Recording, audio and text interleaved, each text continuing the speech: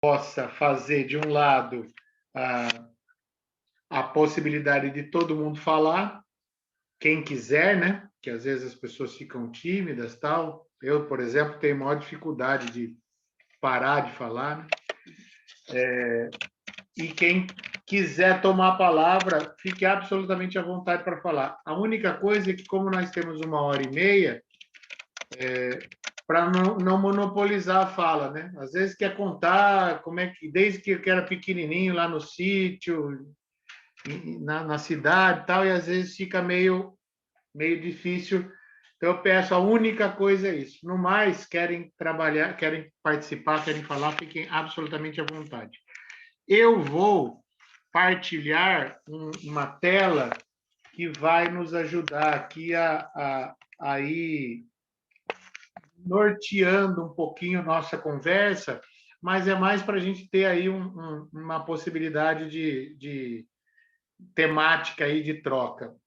A gente vai apresentar inicialmente o projeto Sabores e Saberes, e aí vamos conversando, tá bom? Eu acho que a gente vai fazer assim, para possibilitar uma troca melhor, só apresenta o slide que tem o tema e aí a gente recupera a tela com todo mundo, para não ficar essa coisa da tela apresentando. Mas em determinado momento nós vamos apresentar muitas imagens, porque essa é a parte gostosa aí da brincadeira, tá bom?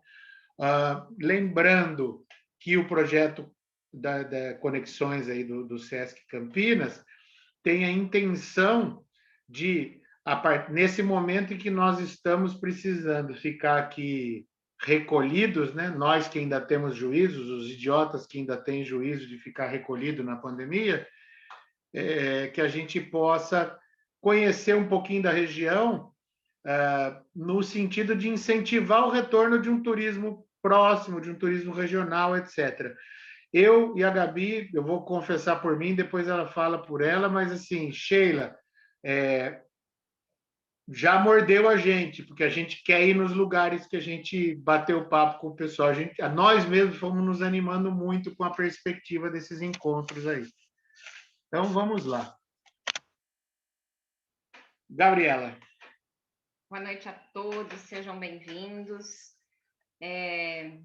Como ele colocou, né, a intenção aqui desse bate-papo é instigar um pouco vocês e a gente poder levantar alguns aspectos aí que vão tornar tão potente um passeio local, né? A gente tem um ditado que diz que a grama do vizinho é sempre mais verdinha, e às vezes a gente valoriza passeios mais distantes, localidades internacionais.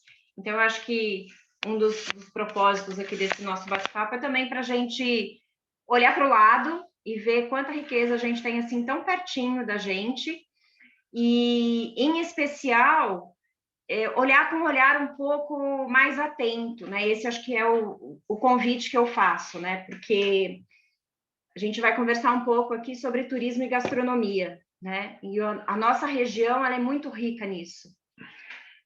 Nesse primeiro momento, eu vou apresentar para vocês o projeto Sabores e Saberes, que também está atrelado aí a turismo e gastronomia.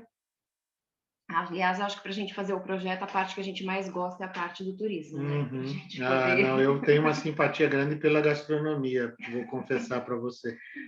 Eu acho que eu prefiro o turismo.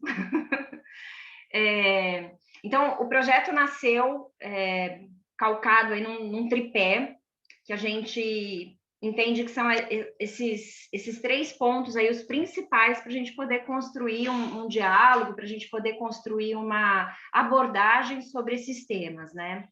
Então, num primeiro momento, a gente vai estar levantando questões aí da alimentação com a cultura, que são muito próximas, né? Tudo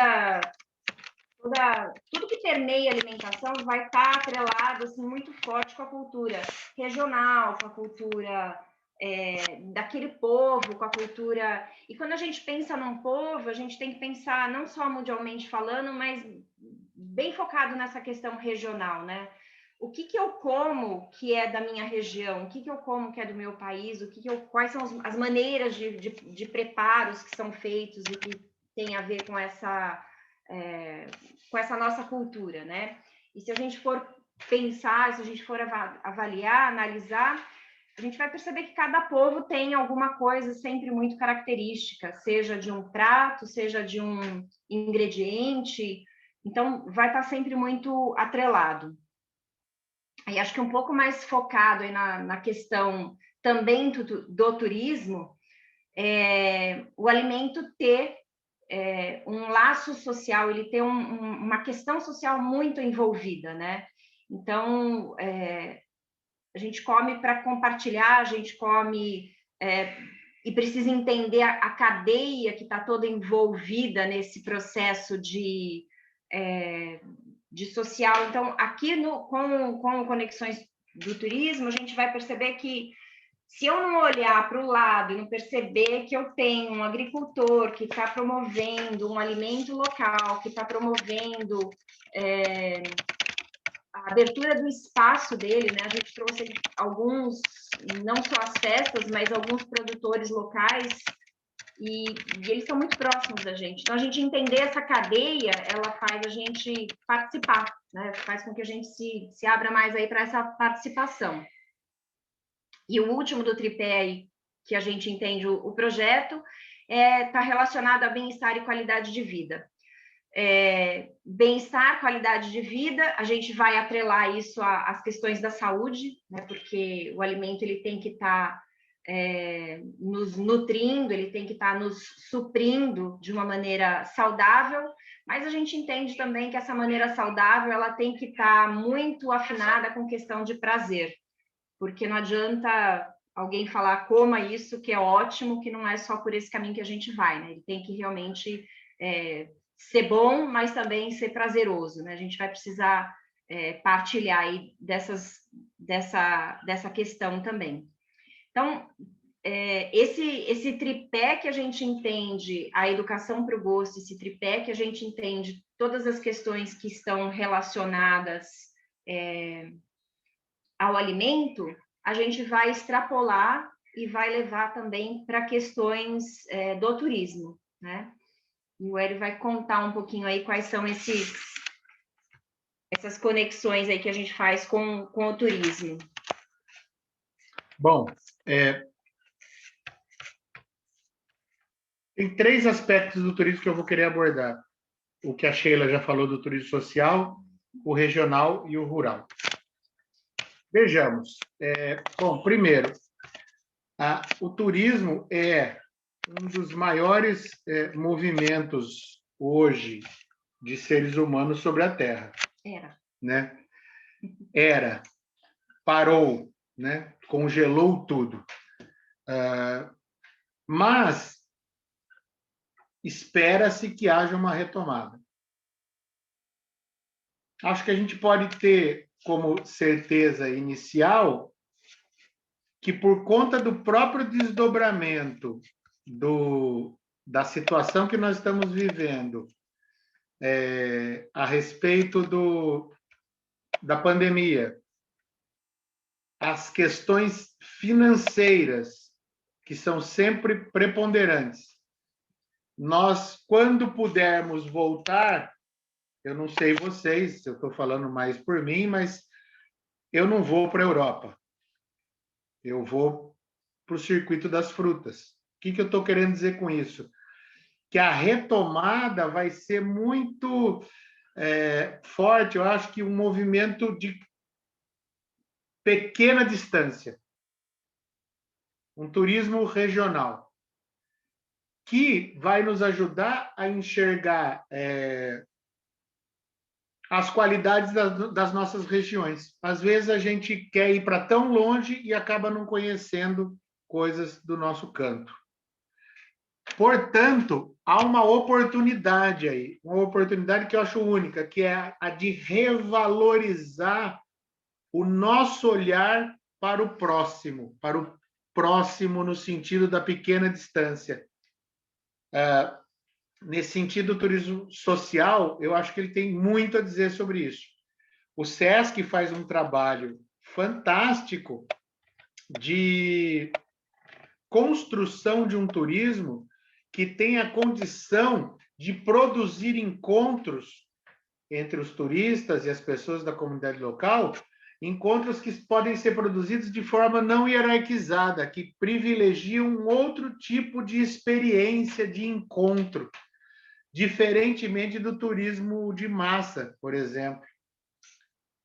Diferentemente dos grandes turismos, né, que vão produzir e maquiar lugares no sentido de eles parecerem com aquilo que a empresa acha que o turista vai querer ver. E a gente começa com uma falsificação aí dos lugares. O turismo social, acho que ele tem muita coisa interessante nesse sentido. Então, 3 parâmetros norteiam o turismo social: a solidariedade, a busca pela sustentabilidade e a questão da ética e da responsabilidade social, né? Então, unindo isso a essa nova necessidade e nossa disponibilidade de podermos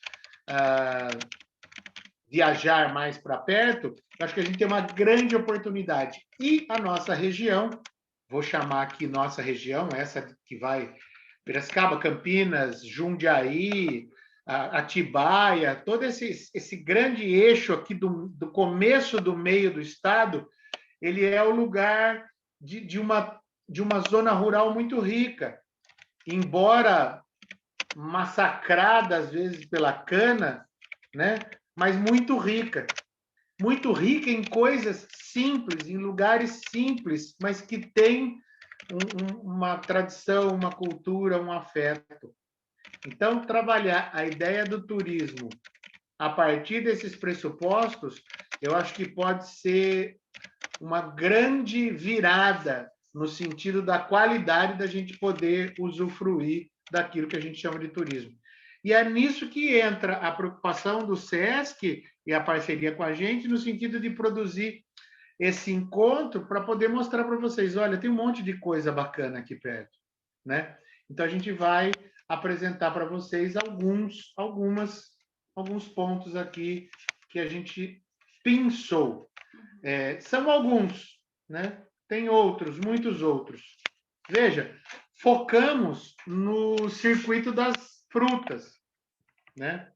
O circuito das frutas, Atibaia, Indaiatuba, Itatiba, Itupeva, Jarinu, Jundiaí, Louveira, Morungaba, Valinhos e Vinhedo.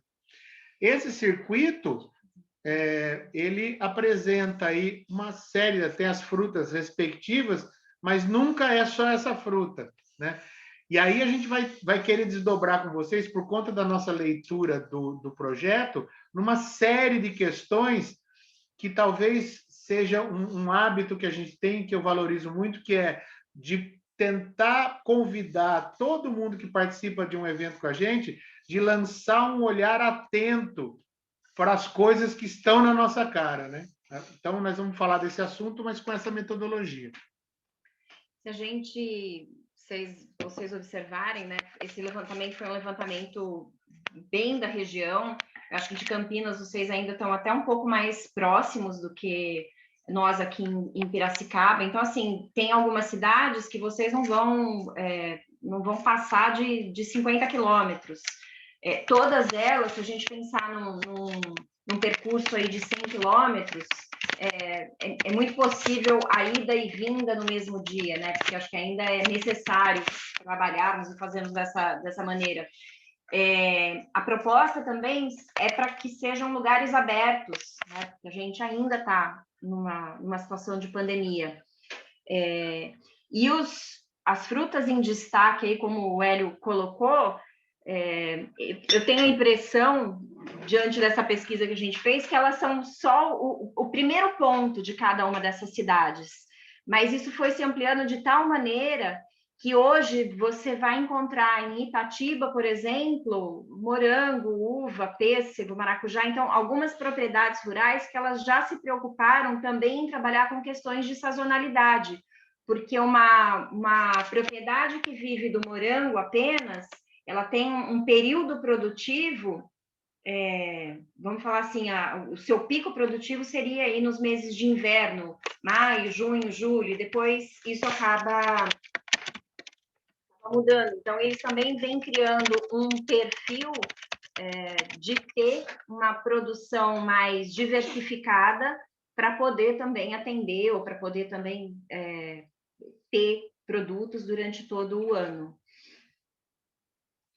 Fale dos produtores locais, só para entrar na discussão produtor local, sazonalidade. Ok. Só como tema mesmo. Sim. Cada um das entrevistas que a gente foi ver, na verdade, a gente acabou focando num determinado circuito. O produtor local, ele trabalha, eles normalmente têm uma propriedade que é pequena, que é familiar, e eles vão fazendo essa ou rotação de frutas, né? Ou então, não só preocupados com a produção, mas começaram a ampliar para uma parte de serviços. Então, alguns vão estar ofertando café colonial, café rural, café da manhã. Então, alguns serviços que são, alguns só visitas, né? Tem mesmo sendo produtor local, acabou se especializando em visitação, seja de escola, seja de público em geral. Então, a gente entender que esse produtor local, ele não vive só daquela produção e que a produção ela pode ampliar para muitas outras questões. Uma das questões que eu acho bastante válida em relação ao produtor rural, ao produtor local, é que toda vez que a gente passa a entender como é que funciona essa produção, tanto nas questões de sazonalidade, mas nas questões de... Eles sofrem uma série de problemas, por exemplo, quando chove, perde-se parte da produção, ou quando o tempo está muito quente, e a gente só consegue entender essas dificuldades, a gente só consegue entender essa dinâmica, seja ela por alguma problemática, ou seja ela também por questões físicas, por questões da própria terra, por questões de logística e por uma série de outras maneiras, né, da gente entender, ele trazer essa realidade faz com que a gente entenda esse sistema, tanto de produção como de venda, de uma maneira um pouco mais empática, né? Humanizada. Por que só tem morango só deveria ter, né? Morango em maio, junho, julho? Porque é mês de inverno, porque é uma fruta que ela é bastante delicada, porque é uma fruta que sazonalmente precisa respeitar esse período. Uhum. A Viviane comentou aqui no chat, a geleia de morango é muito boa. Hoje, é dezembro, o clima está explodindo de quente e tem morango por aí, mas vai ver se esse morango tem gosto, né?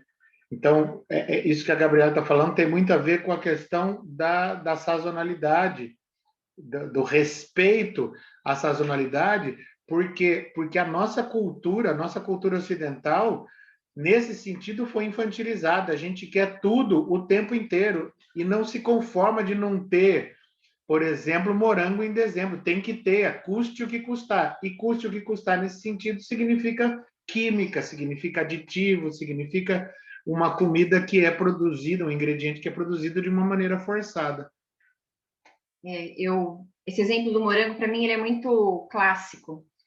Eu entendo que até pouco tempo, e vou falar aí de 15, 20 anos atrás, não sei se isso é pouco tempo, mas morango era uma fruta extremamente sazonal, era uma fruta que a gente só conseguia comprar e só conseguia consumir no período do inverno, né?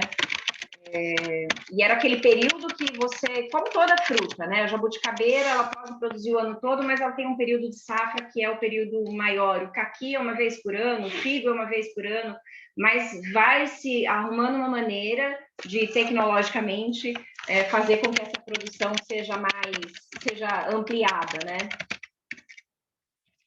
continuar falando de sazonalidade, vamos falar um pouquinho das festas, que eu acho que é... Eu estou aqui respondendo o Emerson. O Emerson acabou de escrever: as festas com temática do circuito ajudam bastante a divulgação das visitações. Antes da pandemia, as festas Valinho, Atibaia, Louveira. O Emerson, acho que teve acesso aí ao nosso...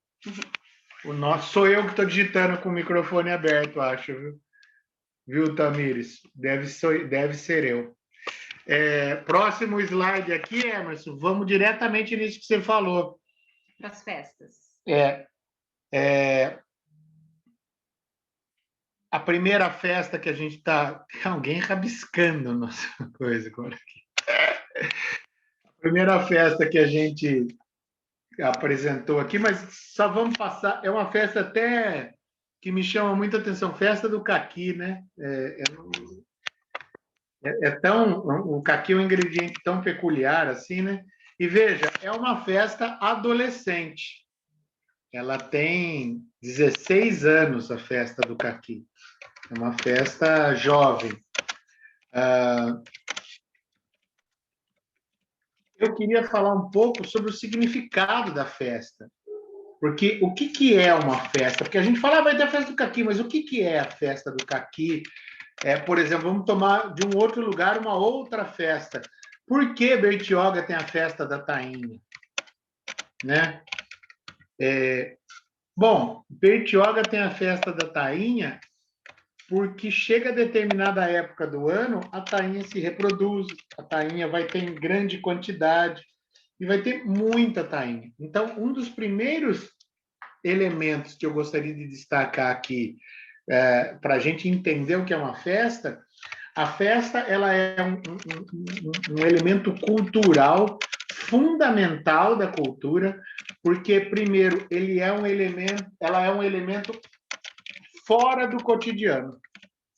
Você não tem festa direto, por exemplo, a festa da tainha, né? A festa do caqui, né? Veja, é em abril. Ora, por que a festa do caqui é em abril? A festa do caqui é em abril porque dá caqui em abril.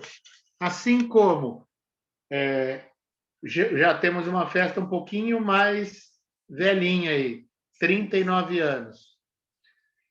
Flores e morangos, de Atibaia. E olha que interessante, o Japão mais perto de você. As pessoas assustam quando eu digo que, por exemplo, o yakisoba é um prato típico do interior de São Paulo. Pô, porque tem muito da cultura japonesa no interior de São Paulo. Você queria falar?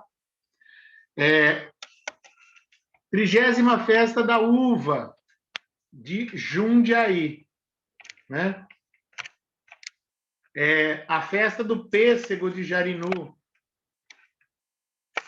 E essa festa aqui que me chama muito a atenção, ainda não é essa, a festa do maracujá. Eu vou contar um segredo nosso aqui. A gente estava escolhendo as festas e nós vimos um cartaz de uma festa. Esse aqui, o Almir Sater me lembrou. O cartaz de uma festa tinha foto de mulher dançando de biquíni e não sei o quê, e tinha rap, não tinha não sei o quê, sabe assim, era algo que chamava muita atenção, mas a imagem daquelas mulheres dançando de biquíni destoava completamente da ideia desse movimento aqui do interior. Não é um preconceito, mas hoje, para mim, é um cuidado que eu tenho com essa questão, porque eu acho que é muito importante a gente reparar nessas coisas e tentar compreendê-las criticamente. E a principal aqui, vejam essa aqui, gente, a Festa do Figo de Valinhos tem 70 anos. E a Expo Goiaba tem 25. E a Festa da Uva de Vinhedo tem 58 anos. Quais são as peculiaridades da festa? A festa ela tem significados. Por que se faz uma festa? Pensando na cultura humana mesmo, na cultura dos povos. Por que os povos faziam festas? Porque existem significados compartilhados daquele povo. Então, a festa do figo é o momento em que o figo está em abundância. Então, há um momento regido por um tempo que não é o tempo do capital só, o tempo do lucro, mas o tempo da natureza. Não dá para fazer festa vou voltar aqui a festa do figo, né? Fora de época. Não dá para fazer a festa da uva, do vinho, fora de época. Não dá para fazer a colheita. Ah, lá, a Thalita falou a palavra que eu ia falar. O que é a colheita? Não, a colheita é o momento em que a safra vingou, né? E vai ser feito. Então, aí, bom, eu tenho uma superabundância de uva. A cultura inventa o vinho, que é uma forma do quê? De 2 motivos, pelo menos, para não dizer 3 aqui na nossa cultura. O primeiro motivo, conservar a uva. O segundo motivo, ficar maluco. Porque os povos precisam ficar malucos. A festa é o momento do descontrole. A festa é o momento em que deveria haver a junção dos grupos contrários, né? As festas marcam ritos de passagem, né? As festas, alguém escreveu aqui uma palavra que é uma que eu gosto demais. O Rogério escreveu: as festas têm como ingrediente cultural celebrar, comemorar. O que significa comemorar, gente? Vocês sabem? Me manda aqui no chat. O que significa comemorar? E não vale dar um Google aí. As festas marcam ritos de passagem. Então, festa de aniversário, festa de casamento, a tal festa de 15 anos, das bodas da menina.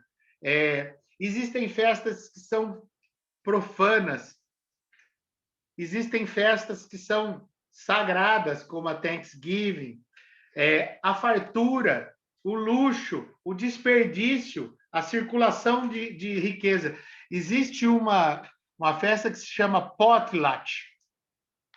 Essa festa é uma loucura analisada pela antropologia, que é o seguinte: as famílias convidam as outras famílias e elas vão dando festas cada vez mais cheias de recurso.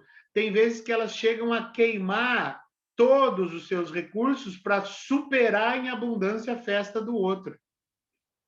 Comemorar significa memorar junto. Comemorar. Comemorar não é só festejar. Então, uma comemoração é o momento de relembrar alguma coisa. Olha que interessante. E, neste caso, nós temos a comemoração, nós temos o rito de passagem, nós temos o obedecimento do tempo cíclico da natureza com a abundância de ingredientes, abundância, e aí, puxa vida, a nossa despensa está cheia, vamos desperdiçar, vamos comemorar, vamos comer, vamos viver, né? É a época da abundância. É muito legal a antropologia da festa, porque eu acho que é importante a gente entender isso.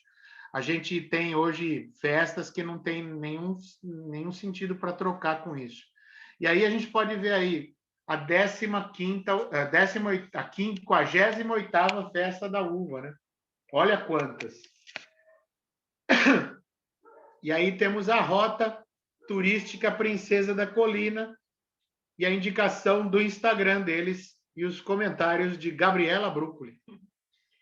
A gente fez um levantamento aí e vocês vão perceber que vem acontecendo por toda a nossa região. A gente vai destacar aqui essa rota, porque foi uma rota que a gente teve acesso aos pequenos produtores, teve acesso a conhecer quem... Eles formaram uma associação, são 11 empreendimentos, né? Vou dar esse nome, que vai de produtor rural, de produtor de fruta, até espaço de evento. Tem um local aí que também é uma hospedagem, eles são um Airbnb. Mas localmente esses negócios, né, se reuniram para promover a Rota Turística Princesa da Colina. Então, a gente percebe que localmente também já vem acontecendo eu vou chamar de um efeito, né, dos empreendimentos se unirem para que um divulgue o outro, e se você conheceu o sítio, a Chácara Bom Jesus, vá conhecer também o sítio São José, vá conhecer também o Empório Tapera Grande, porque eles deixam de ser empreendimentos individuais para se fortalecer em conjunto e criarem um roteiro onde as pessoas possam fazer visitas em diversos tipos de localidades, né, em diversos tipos de empreendimentos, e eles acabam trabalhando aí com uma certa harmonia. A gente traçou pelo Google Maps aí um roteiro mesmo, né?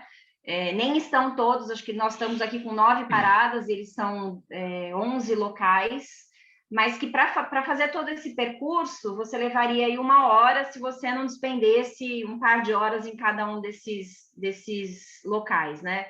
Então, imagina que você vai visitar uma chácara e que nessa chácara você vai parar, vai conhecer o espaço, algumas delas oferecem um serviço de colha e pague, não é pegue, colha e pague.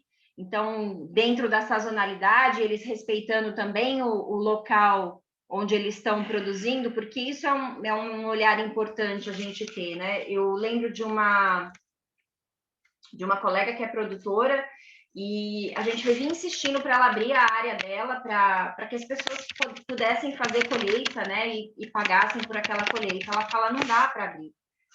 Ela produzia tomate em estufa, ela fala, eles vão pisar no pé do tomate, eles vão matar o meu pé de tomate, então assim, eu posso de repente abrir um canteiro, fazer uma estufa para isso, mas não dá para... Então a gente também tem que entender que esses passeios, eles são programados, às vezes a gente acha que é um tanto quanto limitado, mas tem que haver esse limite, porque tem que haver o respeito com a produção.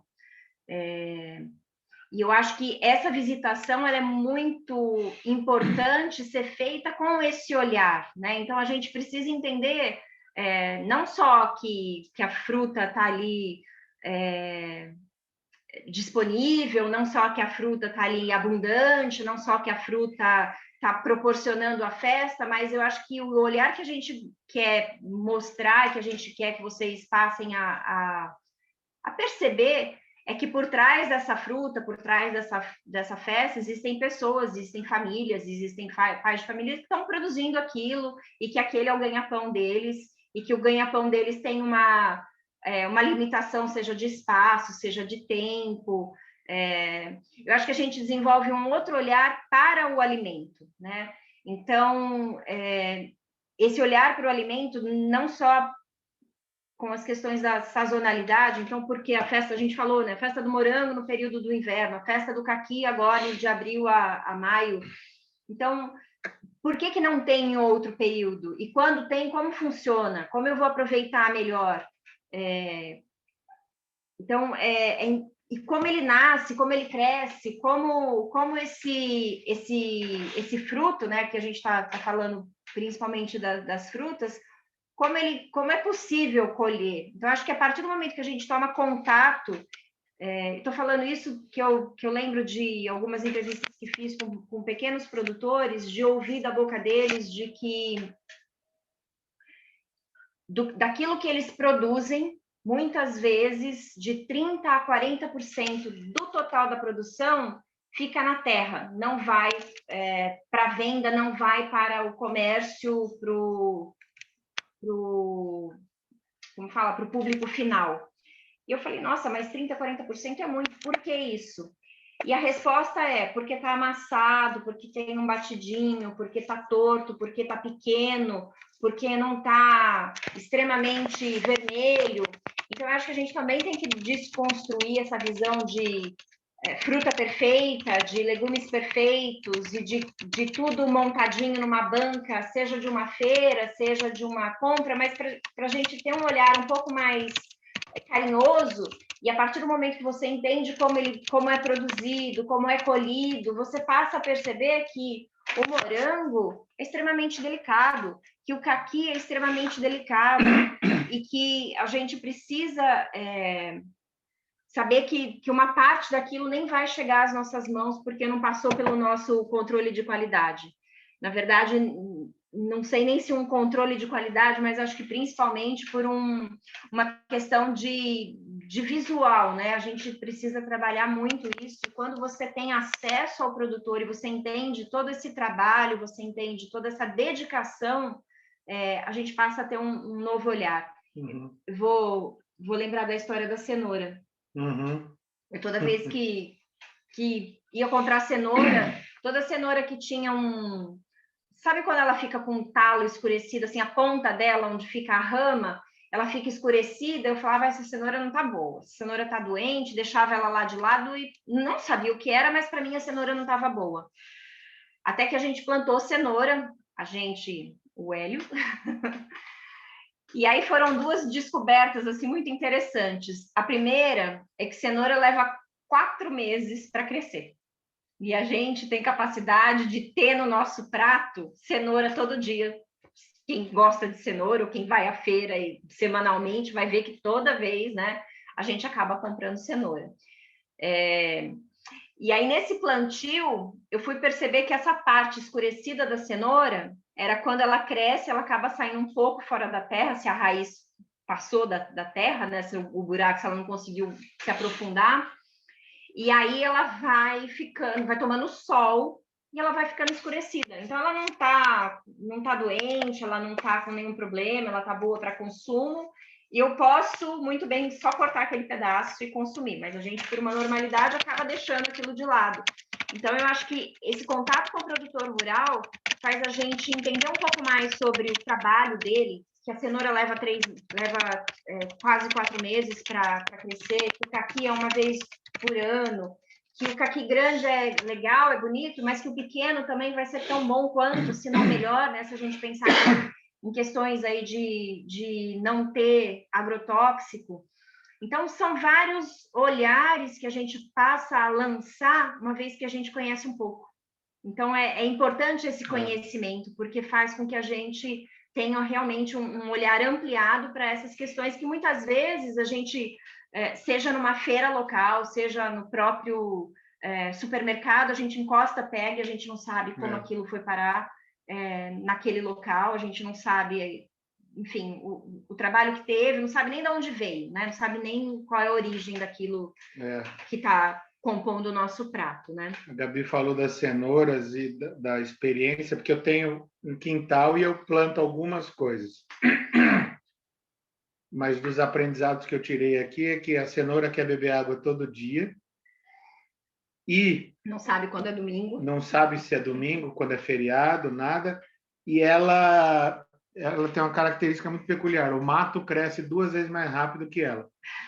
E muito mais. Então, você tem que cuidar da cenoura, arrancar mato. Cuidar da cenoura, arrancar mato. A vida no campo, pela minha pequeníssima experiência aqui, uma vida de trabalho de sol. Para quem produz, é uma vida de trabalho muito intensa e que, às vezes, o turismo rural maquiado não permite que as pessoas conheçam. Então, esse contato que a gente privilegia aqui de trabalhar com essas questões é justamente para as pessoas poderem saber disso.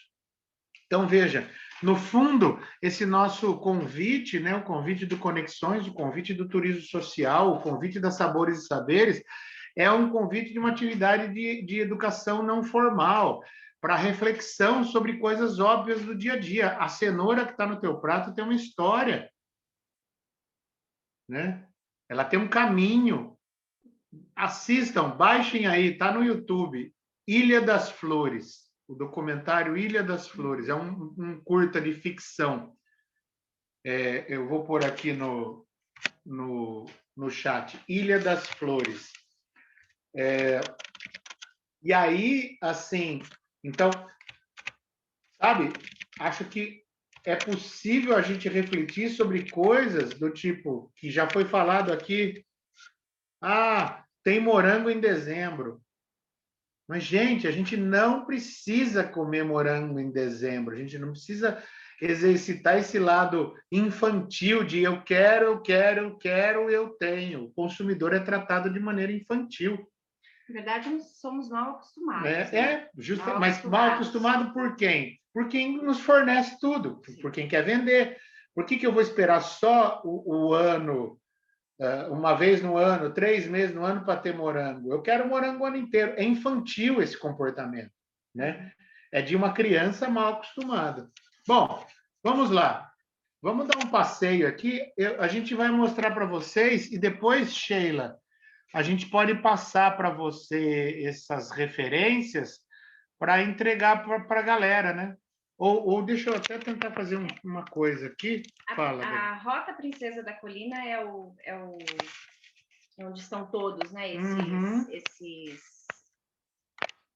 Esses participantes aí, né? Os parceiros. Então, vai para o chat? Vai tudo para o chat. Uhum. Aí acho que ajuda, né? Que vocês devem querer conhecer e a gente está aqui para fazer essa entrega mesmo. Desse material para vocês. Tá tudo no chat. Tem um monte de referência aí para vocês conhecerem, colocados no chat. Esses parceiros, alguém escreveu aí ao longo da nossa conversa, não são concorrentes, eles são parceiros. A gente pode dizer assim, a Rota Princesa da Colina é concorrente de outras rotas. Mas entre eles, e assim, a gente percebeu muito neles mesmos, sabe? Ah, não, aqui eu faço tal coisa, que é complementar. Então, o cara veio conhecer a propriedade lá, bom, ele conhece a propriedade lá e almoça aqui. Ah, o cara quer passear a cavalo, né? Ah, eu vendo caqui. Bom, eu vendo queijo. Ah, eu vendo flor. Então, os serviços deles são complementares. Há muito tempo, quem é do turismo vai lembrar, houve o projeto de municipalização do turismo. E depois, fiasco total, foi o de regionalização do turismo, para que as regiões pudessem entender que circuitos são mais inteligentes do que eu me degladiando com o cara da porteira do lado. Seja da porteira, seja da pousada, né? Então, assim, às vezes um local de hospedagem lotado indica, né, o parceiro que tem o mesmo padrão ou que não tem o mesmo padrão. Enfim, acho que esse olhar para essas parcerias ele é muito importante. Uhum. E acho que quem ganha com isso é quem está passeando, né? Porque eles ganham na medida que se fortalecem, quem passeia ganha. Por ter maior disponibilidade, Exato. por ter maior oferta, né, de passeio, de locais para visitação. Bom, nós trouxemos 3 lugares. Agora, Carol, vou precisar de você.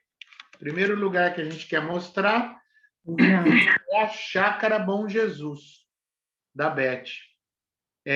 Você vê, eu coloquei que o endereço da rota é a Leopoldino Bortolozzi Itatiba, que é o endereço dela também.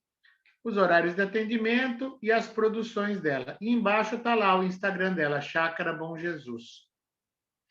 Se vocês perceberem, né, a gente vai ver que Itatiba está como referência o caqui. Mas na Chácara Bom Jesus, ela tem a temóia. Carol, acho que pôs? Tá pondo. Quer colocar, Carol? Uhum, Aí a gente segue na fala. Pode pôr.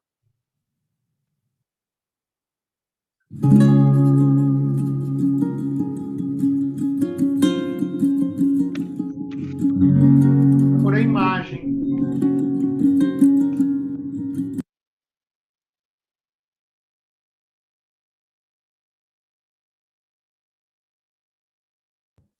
Não está aparecendo para vocês? Não? Só um minutinho. Carol, acho que você está compartilhando a própria tela da pasta, e aí tem que abrir e compartilhar. Isso, abrir antes de compartilhar. Primeiro você abre o arquivo do vídeo, aí vai para o compartilhar. Dá um pause e bota no compartilhar.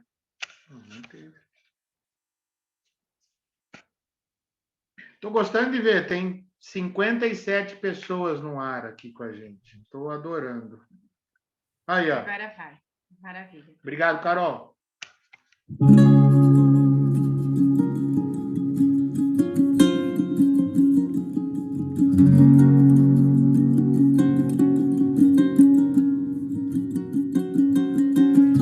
Bom, eu sou Beth, proprietária da Chácara Bom Jesus, da Flor ao Fruto. Aqui nós somos da família Bizeto, é produtora de fruta já há algumas décadas. E também agora com flores, orquídeas. Tem um orquidário com variedades de orquídeas e outras flores também. Nós resolvemos trabalhar com o turismo rural e unir o útil ao agradável. Como o meu hobby era orquídeas, então agora nós vamos comercializar orquídeas e as frutas de época. Sejam todos bem-vindos para conhecer o Bom Jesus da Flor ao Fruto.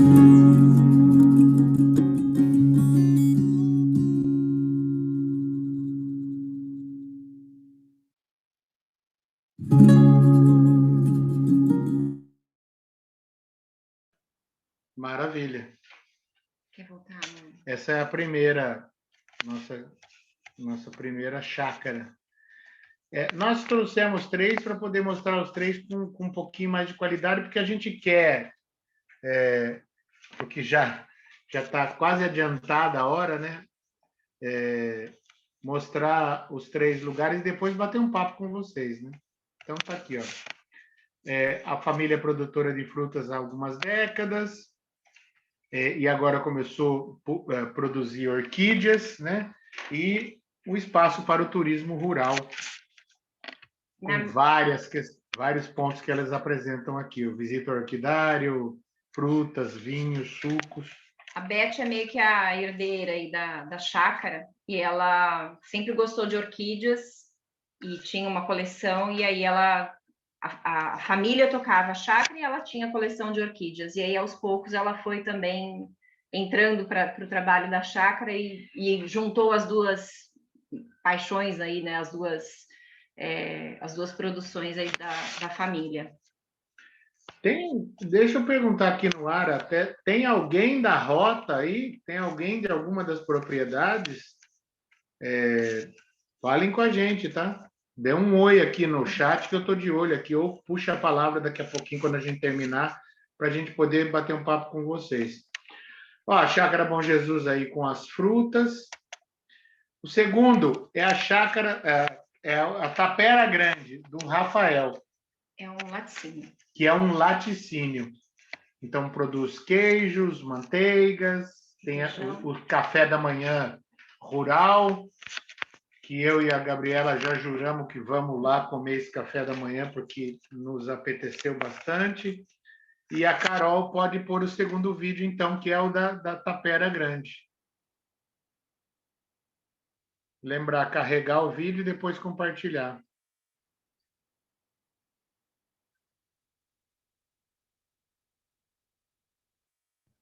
Está aparecendo para vocês? Sim. Vai.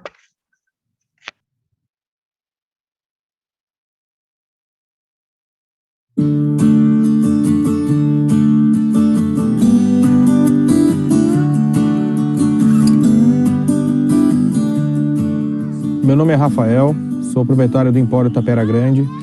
Há cerca de 10 anos temos laticínio na propriedade, fabricamos queijos frescos, meia cura, requeijão e manteiga de fabricação própria.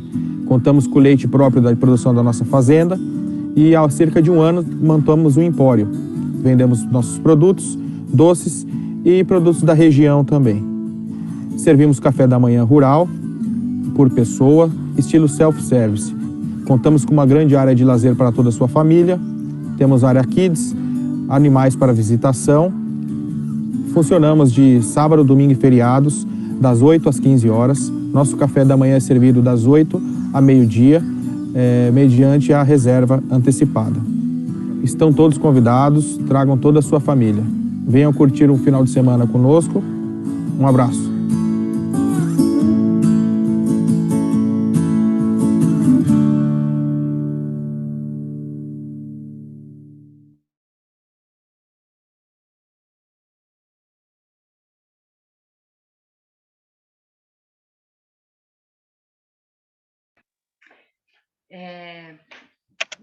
No contato aí que a gente teve com os donos aí de cada um dos lugares, é bem interessante, assim, como o trabalho deles de divulgação, de como eles foram melhorando tanto a divulgação deles quanto o próprio negócio, porque eles se uniram. Então, esses vídeos que vocês estão vendo, cada um dos empreendimentos tem um vídeo promocional, e coisa que eles não tinham, né? Isoladamente, eles não tinham. Vocês podem ver que algumas imagens aí, acho que foram feitas com drone, né? Porque são as propriedades vistas de cima, filmadas de cima.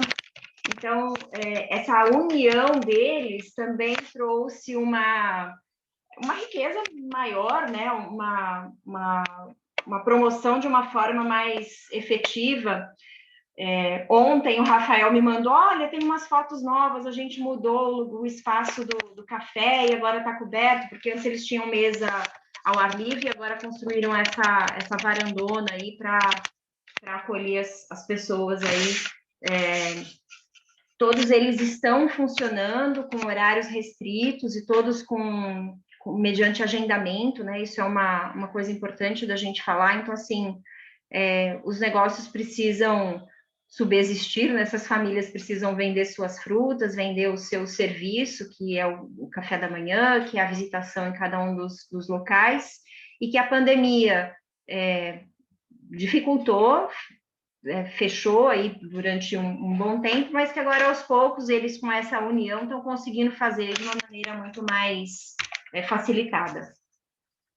O Empório Tapera Grande, o Empório existe há só 1 ano, mas a fazenda, né, o sítio aí onde eles fazem a produção, eles já produziam há mais de 10 anos, então eles têm um conhecimento aí nessa produção bem, bem interessante. E aí foi uma das coisas que, conversando com o Rafael, eu perguntei se eles tinham como fazer visitação na produção. Ele disse que não, porque a gente sabe que é proibido, né, entrar na produção, mas aí eu sugeri que ele colocasse uma janela de vidro, porque é bacana as pessoas verem, né? Muitas pessoas têm curiosidade de como isso, aonde isso acontece, como acontece, então ter esse visual também para a produção é interessante. E aí no Empório ele não tem só os queijos, ele não comercializa só os queijos, mas ele comercializa o vinho da adega, que é vizinho, que é produtor, ele comercializa as geleias das chácaras e dos sítios que tem excedente aí de produção. Então, essa união deles é muito interessante, porque eles realmente acabaram se fortalecendo, né, como empreendimentos, como produção. Aí, cada um deles foi bem interessante entender essa dinâmica que eles se proporcionaram, entre aspas, né? Na produção. Um pouquinho da produção dos queijos. E acho que já vem o próximo. A gente estava aqui no bastidor com o microfone desligado e eu estava cochichando com a Gabi aqui. O queijo é um negócio inacreditável, né? Assim, voltando àquela nossa conversa inicial de que a comida é cultura, o queijo é uma descoberta humana. Eu acho que é muito legal a gente conseguir sacar uma coisa, que é a natureza produz leite, né? A vaca produz leite, a ovelha produz leite, vários animais aí, todas as fêmeas dos mamíferos produzem leite. Mas o queijo é um avanço da condição do leite. Eu não sei se vocês acham que é viagem minha, mas assim, eu falava isso no curso de gastronomia com uma paixão, e a galera ficava olhando para minha cara assim, do tipo, meu, o que esse cara está falando? Entender que o queijo é a continuidade. Veja, o queijo é o momento em que eu passo da natureza para a cultura. O pão é o momento em que eu passo da natureza para a cultura, porque a natureza me entrega o trigo. Mas, e aí? E o trigo? Como é que faz para ele virar pão? Como é que eu fermento? Como é que eu produzo alguma coisa? Como é que eu produzo vinho? Então, é muito legal esse movimento e eu gosto muito de estar atento a ele. Nosso terceiro e último ponto de parada, que vocês já podem olhar aí pela janela de vocês, que vocês vão ver algumas cenas, com as imagens aí transmitidas diretamente por Carol. Nós vamos conhecer a Fazendinha Cheiro de Mato. E a proposta da Fazendinha é um pouco diferente, eles trabalham com horário agendado. Pode colocar, Carol. Olá, eu sou a Anitta. E eu sou o Ricardo. Somos da Fazendinha Cheiro do Mato. Trabalhamos com estudo do meio para escolas, comemorações familiares, principalmente as festas de aniversários infantis e as excursões de turismo rural. Nosso atendimento acontece de forma exclusiva, com exclusividade de data e de serviços.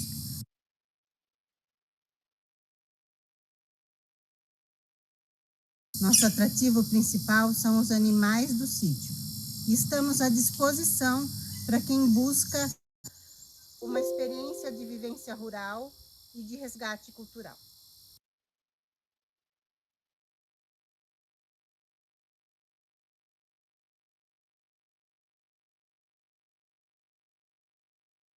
Olá, eu sou a Anitta. E eu sou o Ricardo. Somos da Fazendinha Cheiro. Beleza, Carol. Estamos com o estudo do... Terminou, começou de novo. Não, é que minha bateria estava acabando. Aí eu acho que eu no meio, né? Ou foi inteiro para vocês? Não, foi. Ele só Tá ficou. bom, desculpa. Que aí eu corri para pôr na tomada. Coisas da tecnologia, né? Desculpa, gente. Imagine.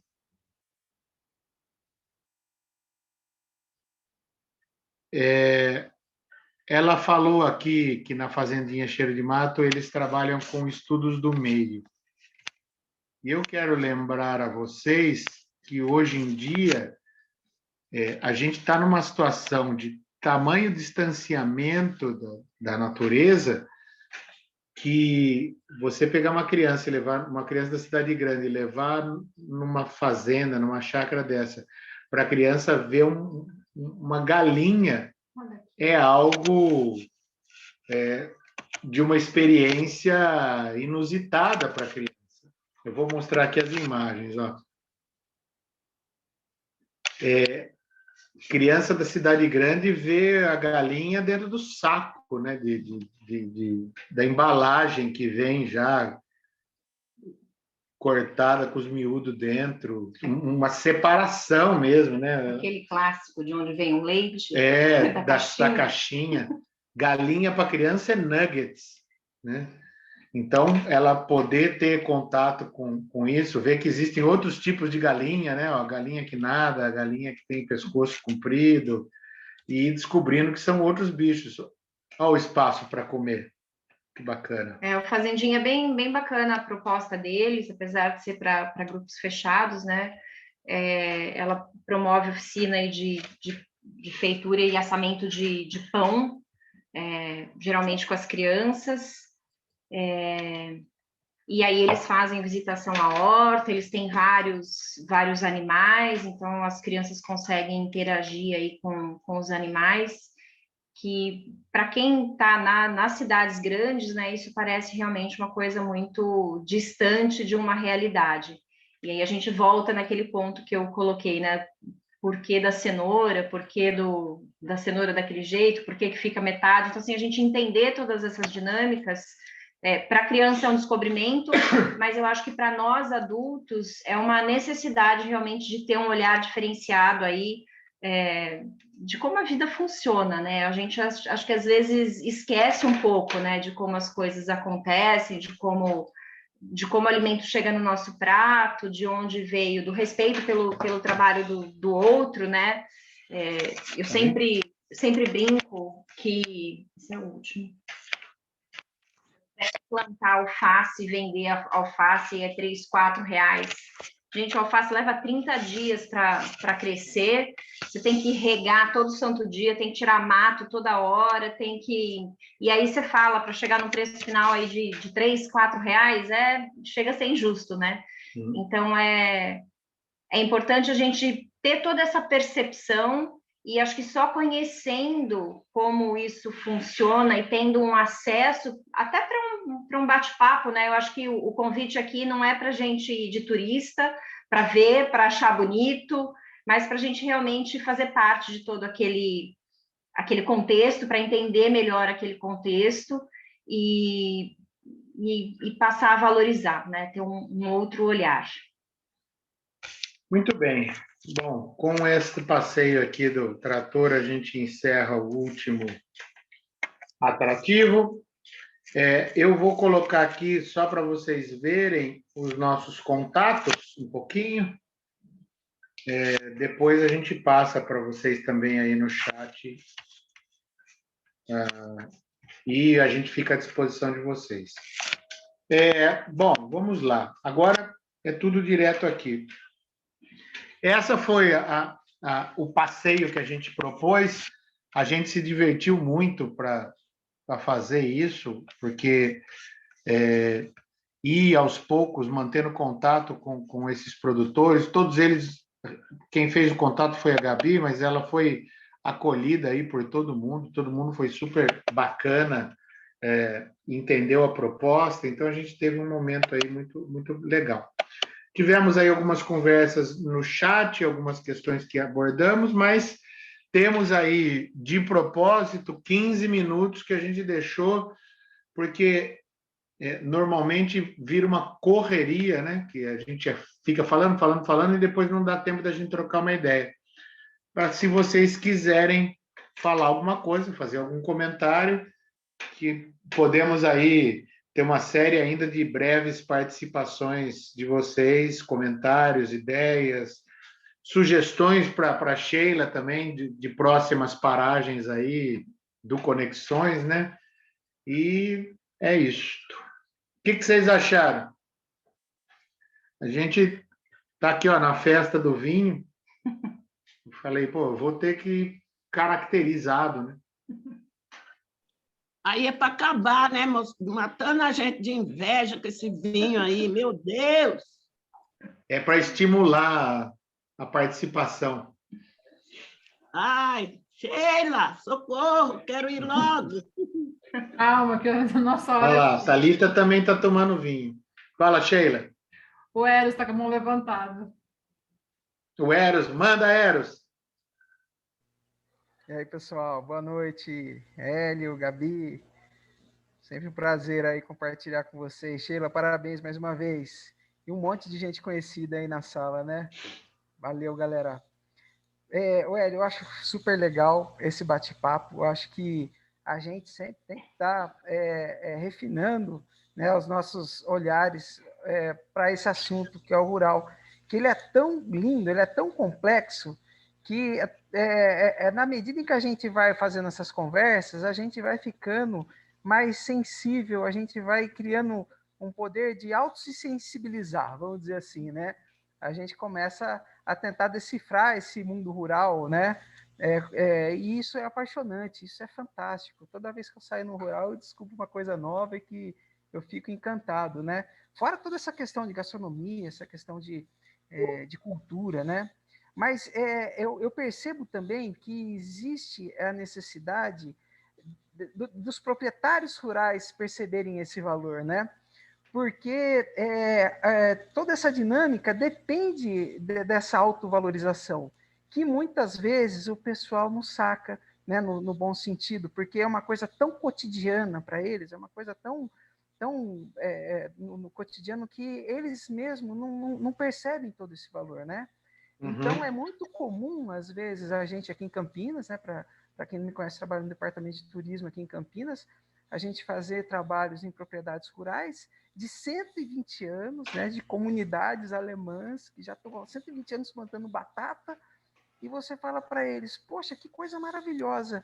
Aí eles falam, poxa, vocês acham mesmo? A gente fez uma experiência uma vez, só para ilustrar, que a gente trouxe um grupo de europeus, né, nessa propriedade centenária, que todos os elementos de cultura, de gastronomia presente. Para o visitante sentar numa cadeira, né, de palha, sabe que é aquela cadeira de palha que eles fazem com taboa? O europeu tirou pelo menos umas 20 fotos da cadeira, né? Então, isso gerou um espanto tão grande por parte, né, do proprietário que faz com que a gente pense, né, que esse tipo de conversa também é fundamental para o proprietário, porque ele é o empreendedor, ele é o protagonista de toda essa conversa, né?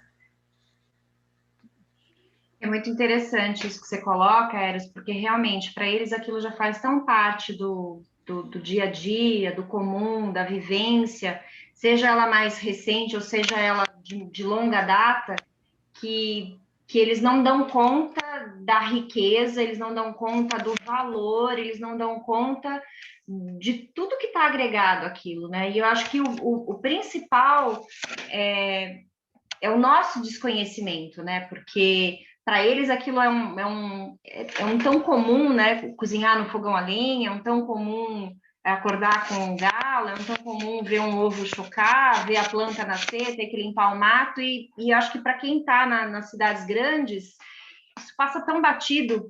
A gente vem vivendo assim acho que num automático e num distanciamento tão grande dessas questões da natureza que eu acho que a gente, enquanto não provocar essa conexão, ela não vai acontecer. Eu acho que tem que ser realmente uma provocação. E tem uma questão que eu queria apontar disso que você falou, que eu acho que é muito pertinente, depois o Rogério está com a mão levantada lá.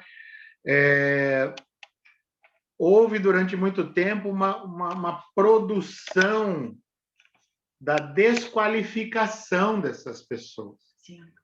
Então, houve uma produção da desqualificação do rural. Aqui, aliás, no Brasil, isso é histórico, né? É o caipira, o jeca, etc. E a gente, agora, e o movimento turístico tem, em parte, o seu valor nesse sentido, o seu valor e o seu perigo de trabalhar essa possibilidade da afirmação do orgulho da minha cultura, do orgulho do meu R puxado de Piracicaba, né? Contar um caso para vocês, aqui de pertinho daqui, de Sheila, Adriane e Carol. Carol estava junto. A gente foi para o Sesc Campinas e nós levamos um pilão para uma atividade para fazer paçoca. Sesc Pompeia também. E no Sesc Pompeia também. Em ambos os Sescs aconteceu uma coisa muito peculiar. Quer falar? Aconteceu uma coisa muito peculiar. No Sesc Pompeia, uma funcionária da limpeza, quando viu o bichão lá, que é um socador grande. Exatamente, Carol. Onde vocês estão indo com isso? Nós estamos indo no segundo andar do bloco tal e às 3h da tarde nós vamos estar lá. Vocês vão fazer paçoca. Pode ir lá? Deve. Em Campinas, a gente fez uma fila com a molecada, encheu o pilão de amendoim mesmo, farinha de milho, açúcar, sal. A filhinha cansava, cansava. A filhinha cansava, o pai tocava no socador do pilão com a maior pressa, assim, para poder. Aí a Carol já lembrou. Tem um pai que começou a bater o pilão e daí ele tomou a palavra, ele tomou a palavra chorando. Falou assim, isso aqui me lembra a Bahia. Minha mãe fazia, socava camarão com farinha, e a gente fazia isso e fazia aquilo, e hoje eu estou tendo uma oportunidade de mostrar isso para os meus filhos. O cara foi às lágrimas. Por quê? Porque não era uma atividade simulada. O cara estava fazendo a paçoca mesmo. Sabe? A gente conseguiu tem o material, a gente tem o pilão, tinha tudo, e foi muito legal. Então, às vezes, algo que é subestimado, mas vai socar amendoim, levou o cidadão às lágrimas. Rogério, manda. Diga, gente, tudo bem com vocês, meus queridos? Muito bom estar todo mundo aí mais uma vez, encontros que realmente se instigam a gente a viajar, a passear, conhecer a nossa região. Eu sou turismólogo, guia de turismo, sou apaixonado pela nossa cultura regional, pela cultura popular brasileira. Sheila me acompanha em alguns trabalhos, já sabe disso perfeitamente. Então, como exemplo, o último bate-papo que a gente teve, fica como prova que assistir essas lives nos instigam muito, é que nós falamos sobre Ramos de Azevedo rapidamente, Sheilinha, e quando desliguei aquela câmera no último bate-papo, deu uma vontade de passear por Ramos, e eu fui passear por Ramos de Azevedo em Campinas, fui dar uma volta, porque gente, depois de um bate-papo tão gostoso, a gente é gostoso recordar. E o que vocês estão fazendo aqui hoje é maravilhoso, e parabenizo mais uma vez. CEP Campinas pela iniciativa, a Sheila pela preocupação nessa atividade mental para a gente também. Gabi e Hélio, que delícia escutar vocês. Obrigado pela essa troca de informações. Sou de Rio Claro, minha família estou aqui hoje na região de Sumaré, Campinas. Eu exploro o máximo que eu posso aqui a região também, porque eu acredito muito nisso. E em função disso, Hélio, que eu falo dessa experiência, eu quero reforçar aquilo que você disse no começo do nosso bate-papo. Porque eu acho que essa questão da pandemia, por mais que ela nos traga muitos problemas econômicos, mas tirando essa questão do problema econômico, vamos tirar a parte do aprendizado. O que a gente pode tirar como aprendizado desse turismo nosso, que eu vou falar que, particularmente, não sei se você pode concordar ou não comigo, mas como que eu vejo o turismo hoje? Eu acho que eu, e assim como vocês, no início, ficamos todos perdidos de quando tudo começou, para onde que eu vou, como que eu faço, de que maneira eu faço. Pessoal, já se foi 1 ano e meio. Então, muita coisa, nós estamos, graças a Deus, eu, pelo menos, graças a Deus, de ter acesso à informação, à leitura, esses encontros de esclarecimento que a gente acaba tendo. Então, reforçando aquilo que você falou agora, Hélio, no comecinho, eu acho que é extremamente importante nós começarmos a ver o turismo de uma outra maneira. O turismo, para mim, no comecinho, estava realmente parado. Hoje eu não vejo mais. Por que eu falo isso? Eu, além de trabalhar com o turismo, eu também gosto de ser turista. Então, a partir do momento que eu comecei a entender como que as coisas estavam acontecendo, é aí que eu acho que a gente tem que aplicar a questão da educação para o turismo e aprender a viajar e a passear novamente. É claro que o turismo ele não vai voltar com ônibus cheio de pessoas para o turismo de massa. É claro que não vai voltar com grandes deslocamentos de pessoas aglomeradas. Mas você sair de casa, o que é o turismo na teoria? É o deslocamento, é o conhecimento. Então, se você pode se deslocar, você pode sair, mas dentro desse deslocar e sair e buscar conhecimento, saber que você tem que ter um distanciamento, saber que você tem que respeitar o próximo hoje, respeitar alguns protocolos, o turismo ele não para, ele segue. Mais devagar, mas ele segue. Todos precisam. A economia não parou, o comércio não parou, a indústria não parou, e não tem por que o serviço parar também, que é onde o turismo está inserido. Então, hoje, o que é o meu passeio no final de semana? Eu tenho o privilégio de estar aqui próximo a Campinas, em Sumaré. Ao final de semana, ao invés de ir no supermercado comprar a minha salsa no Chino Verde, eu estou no nortinho, na beira da estrada das vicinais que nós temos aqui, Hortolândia, Montemor, porque a estrada já é um passeio para mim, a paisagem já é um passeio para mim, e ajudar esse microprodutor me traz prazer e eu ajudo ele ao mesmo tempo. Então, isso é uma maneira nova de passear, uma maneira nova de fazer o turismo, uma maneira nova de se ajudar. Né? Então, acho que é isso que é importante que as pessoas tenham como conhecimento e aplicar hoje. O turismo, eu acho que ele não está mais parado, mas sim, nós temos que aplicar a educação nova para o turismo com novos hábitos e ser consciente. Esse é o recado que eu queria dar. Parabéns para vocês, uma delícia. Obrigado. Muito bacana isso que você falou. E você vê quanta coisa envolvida, né? A Carolina está avisando a gente que faltam 5 minutos. Milagrosamente, uma atividade que eu participo terminará no horário correto. Parece que eu aprendi. Então, a gente vai meio que, já que tem esse horário mesmo de encerramento, né? Vou falar uma coisa antes. Então, a Gabi vai falar um negócio que daí fica só os 30 segundos, aí eu consigo mandar minha mensagem sem me delongar. Em 2018, eu fui fazer um curso de turismo rural pelo Senar. E foi, como a gente mora aqui em Piracicaba, né? Eu fiz o curso em São Pedro. E no meio do curso, o instrutor, que era uma pessoa que ficou super querida nossa, né? Ele propunha um passeio, e não era na região local, mas esse passeio era para que a gente tivesse um olhar das possibilidades que uma propriedade rural poderia oferecer, né, em termos de turismo rural e tudo mais. E não foi final de semana, né? Foi acho que uma quarta, quinta, sexta. O Hélio até foi junto. Foi nosso guia oficial, no final das contas. E aí é muito curioso, assim, a gente foi para a região ali da Mantiqueira, então nós visitamos propriedades em Santo Antônio do Pinhal, São Bento do Sapucaí, você lembra mais? Gonçalves. E acho que algumas outras... E Campos, né? Passou, acabou, não entrou em Campos, né? Que é a região de Campos do Jordão, mas são A as Pedra do pequenas Baú não é cidades, né, de Campos do Jordão. Então, visitamos alguns atrativos naturais, visitamos algumas... Hã? Tem 2 minutos. Sim, algumas propriedades, e como é rico isso, né? Então, o meu olhar aqui nessa fala é no sentido da gente perceber que todo lugar vai ter um roteiro, e que é interessante a gente pesquisar esse roteiro, ver o que essa localidade, que é muito próxima à nossa, vai poder ofertar, né? Então, ter esse olhar atento aí, seja uma pequena propriedade, seja uma plantação, seja... Enfim, a gente vira e mexe faz isso, né? Em setembro, eu falei, eu quero conhecer uma plantação de alcachofra, quero conhecer, e sabia que como chama ali? São Roque.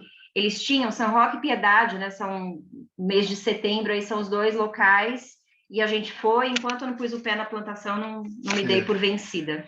Vou pedir uma coisa para vocês, se puderem aí, dar uma ajeitada no cabelo e liga a câmera para a gente fazer uma foto uma chapa de todo mundo aí. Pode estar de pijama, não tem problema.